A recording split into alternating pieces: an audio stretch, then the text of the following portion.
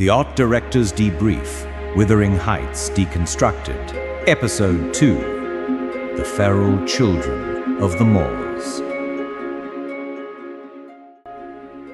Hello and welcome back to the Emotive Archive.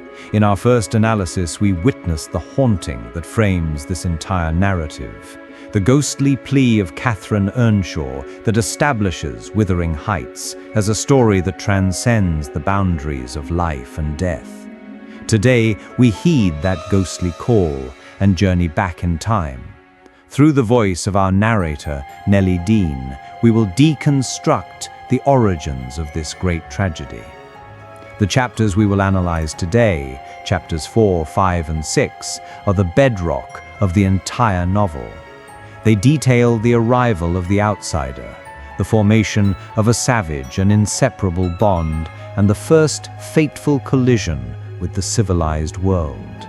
This is the story of the childhood of Catherine and Heathcliff, an analysis of two feral children creating their own kingdom on the wild, windswept moors.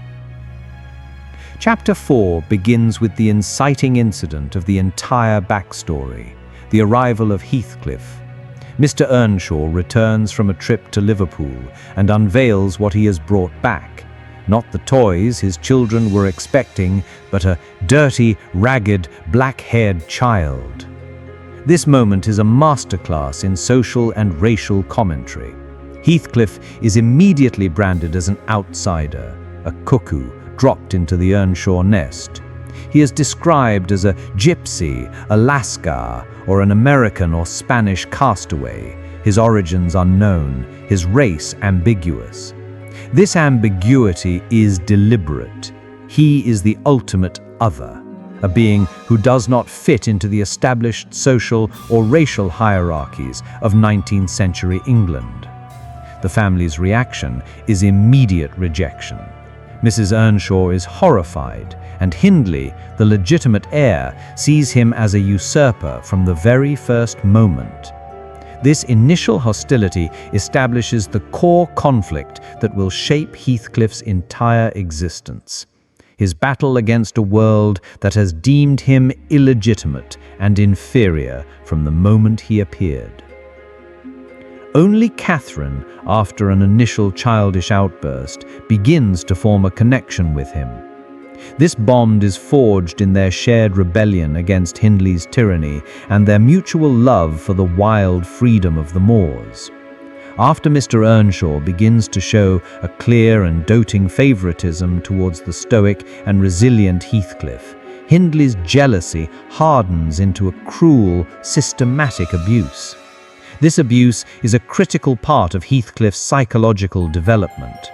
He learns early on that the world is a brutal place, and that love and status are things to be fought for, not given freely. His silent endurance of Hindley's cruelty is not a sign of weakness, but of a profound, simmering strength and a growing capacity for hatred. Chapter 6 deepens the bond between Catherine and Heathcliff after Mr. Earnshaw's death. With their sole protector gone, Hindley returns from college as the new master of Wuthering Heights, bringing with him a frail and foolish wife, Frances. He immediately enacts his revenge, degrading Heathcliff to the status of a common farm servant, denying him education and stripping him of all social standing. This act of degradation, however, has the opposite of its intended effect. Instead of separating Catherine and Heathcliff, it solidifies their union. They become allies, a two-person tribe against the tyranny of Hindley. They escape their oppressive home and find their true sanctuary on the moors. Nellie describes them as half-savage and hardy and free. They are not children of the house, they are children of the landscape. The moors, with their wild, untamed beauty and harsh, unforgiving nature, become a perfect reflection of their own souls. Their love is not a gentle, civilized affection. It is a wild, elemental force, forged in shared rebellion and a mutual understanding of a world beyond social rules. This idyllic, savage union is shattered in Chapter 6. This is the novel's second great inciting incident. On a Sunday evening, escaping the pious hypocrisy of the house, Catherine and Heathcliff run to spy on the inhabitants of Thrushcross Grange, the home of the Linton family.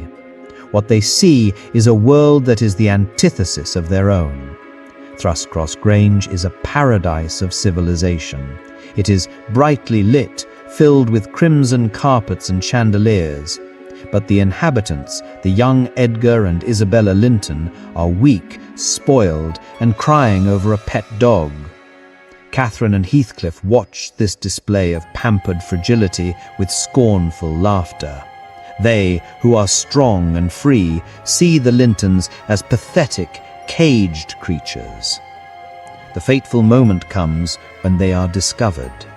A bulldog seizes Catherine's ankle, and she is taken inside to be cared for by the Lintons, while Heathcliff, the gypsy, is cast out into the darkness. This is a moment of profound symbolic importance. Civilization has literally sunk its teeth into Catherine, capturing her and pulling her away from her natural wild world. Heathcliff is left outside, alone, rejected once more, his otherness violently reaffirmed. The chapter ends with Catherine beginning a 5-week convalescence at the Grange, a period of immersion in a world of comfort, refinement, and social status. Heathcliff, meanwhile, is left to nurse his own wounds, not of the body, but of the soul, alone in the darkness of Wuthering Heights.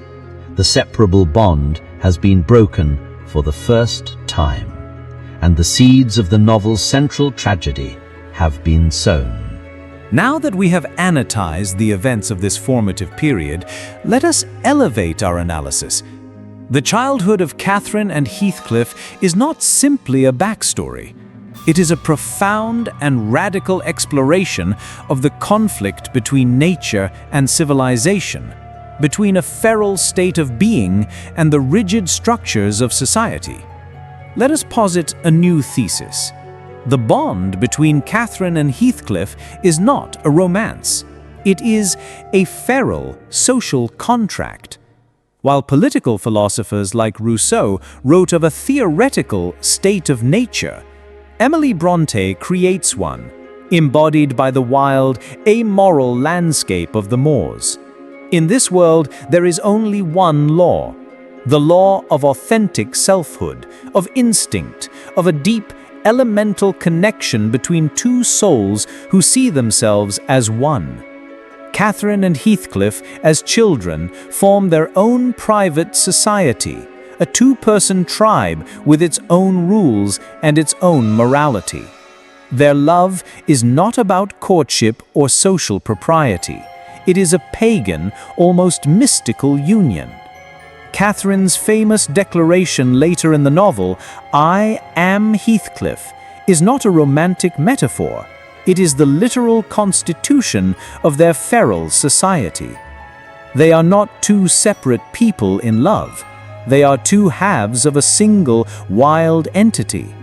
The moors are their kingdom, and Hindley is the external, tyrannical force they define themselves against.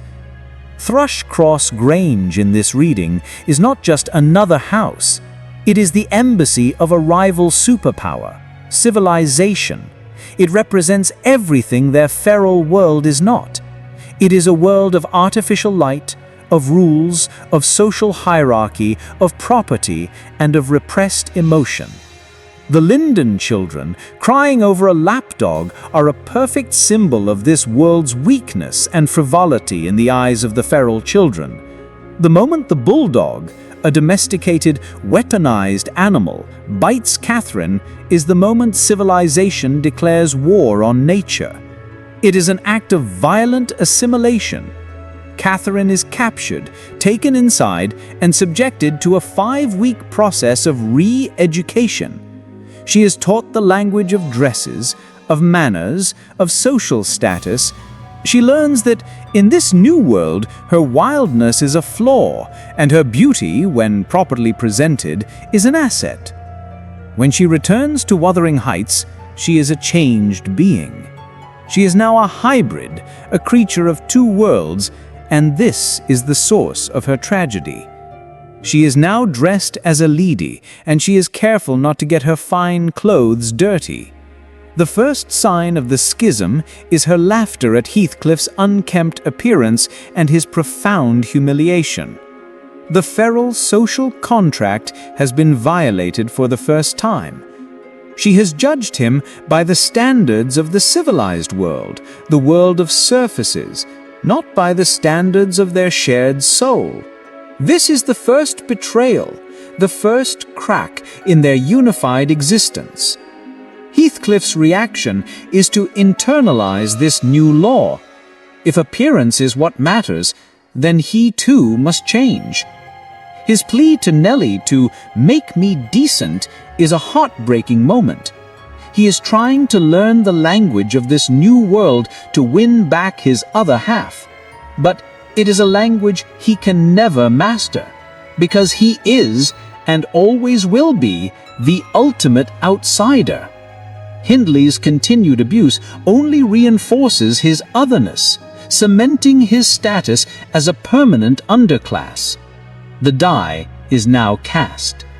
Catherine is being pulled toward the light, comfort, and status of the Grange, while Heathcliff is being pushed further into the darkness of servitude and resentment.